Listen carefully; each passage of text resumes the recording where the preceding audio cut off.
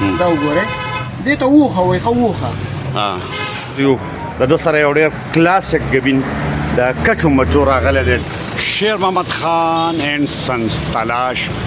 مین بازار کې موجود دی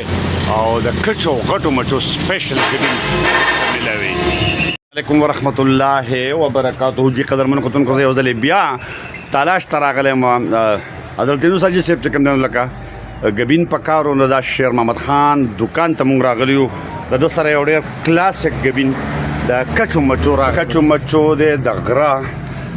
او دا ورسره ګوګی دی انتهایي صفا پاک او ښایسته ګبین دی ډېر زبردست او شیر محمد خانه چې دا او دغه مچۍ پکې تاسو وینئ اوریجنلټي چې کوم ده د دې نه پته لګي تک سپین ګوګی هم دي او ورسره چې کوم دی دا د غر د کچو مچو دی ښه شیر محمد خان دا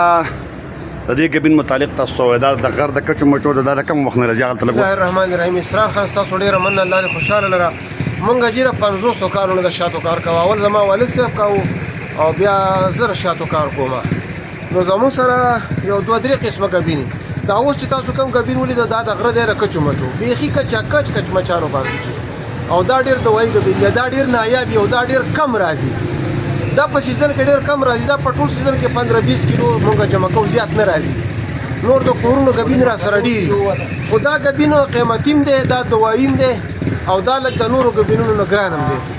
او دا ډېر بهترین شی دی دا دوایي دی بالکل دا دوایي ټیک شو دا مطلب د دې نه علاوه بل کوم ګبین تاسو د غټو مچو هغه هم اوریجنلي که نه د دې سره فارمونه تاسو نه لرئ نه جي نه د دې سره بل زموږ سره دی خو هغه د کورونو ګبین دی ډډونو ګبین هغې ته وایي نو هغه تقریبا 50,000 روپۍ کیلو دی او دا د کچو مچو را ګبین چې دی دا په 8,000 روپۍ کیلو دی دغه ګبین یو ځل زه بیا تاسو ته ښیم دا دی لګیا دی او ډېر انتهایي ښایسته سپین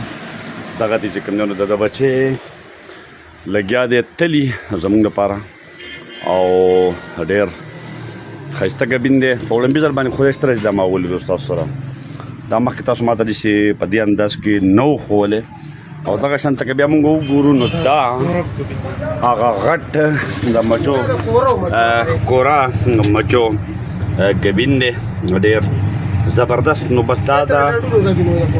ډډون دی دا د ډډونو او دا چې کوم دی نو دا بیا د کچو مچو د ګوګی چې کوم دی نو دا د هغې دی چې هغه د پاک شو او دا ګوګی ډکې ګوګی چې کوم دی دا پرتې دي ډکې ګوګی د کچو مچو ښایسته او پاک ګبین د دکان ته راغلی زبردست نو دغه شیر محمد خان چې تاسو واورېدو دلته دا ګبین میلاویږي مین بازار تلاش شیر محمد خان جنرال سٹور دی لکه او دغه نمبر به هم زه به دې سکرین باندې بیا ورکړم خو که د چا ګبین ښایسته پکارېږي نو پکار دا ده چې هغه دلته د شیر محمد خان د دې ګبین نه پیدا والي